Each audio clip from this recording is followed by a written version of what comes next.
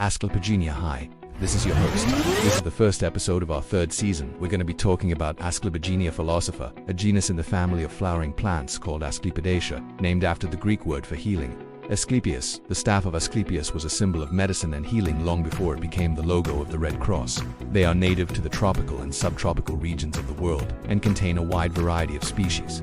Today we will look at one species, Asclepiogenia Capensis. There are about 180 species in the genus, found from southeastern United States through Central America, tropical Africa, Madagascar, and through Asia to Australia and the islands of the Indian Ocean. The genus contains both herbaceous and woody vines, and some species have milky saps and others are entirely glabrous or hairless.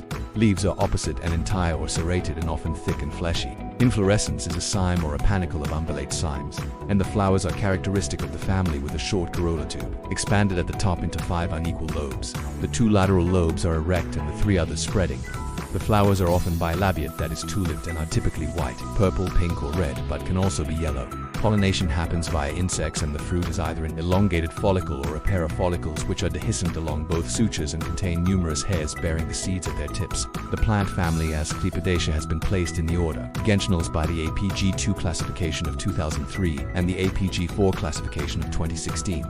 Previously, they were placed in the order Asclepianthales, now considered to be invalid. Members of this family have a wide variety of alkaloids, including asclepinic acid, and the bizindo alkaloid, yohinba. Some members of the family are toxic if eaten.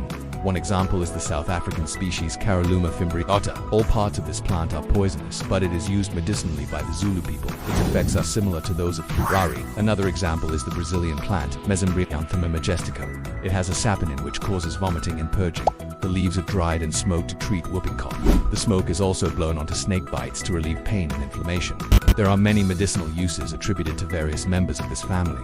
For example, in India, the plant Tylophora indica is used to treat respiratory conditions like asthma and tuberculosis. Extracts from the leaves of this plant have been shown to have anti-inflammatory properties. The plant Ceropegia dichotoma has anti-ulcerogenic activity. The plant Asclepias fruticosa, growing in southern Europe and parts of the Middle East and Asia Minor, is known as the Syrian violet. The roots are said to be expectorant and diuretic, and the herb itself is believed to be emetic and purgative. A tea made from these roots is used to treat coughs, colds, laryngitis, and tonsillitis.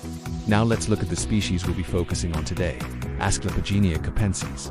This species is a perennial trailing vine which is native to tropical Africa. It is grown as an ornamental garden plant for its attractive foliage and showy flowers. It grows best in a warm climate and requires well-draining soil and regular watering. It is also tolerant of drought and neglect, making it a good choice for a low-maintenance garden. This species can be invasive in some areas. In Hawaii, it is listed as an invasive species and is said to cause the death of native plants and animals.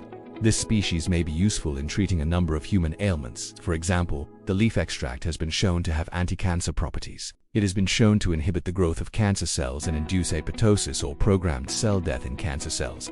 It has also been shown to have antimicrobial properties and has been effective against bacteria, fungi, and viruses.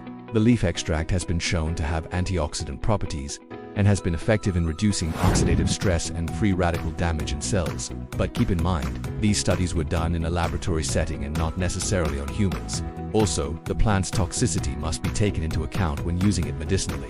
So please do not consume or use this plant without proper identification and guidance. Asclepiogenia capensis also has a number of traditional medicinal uses.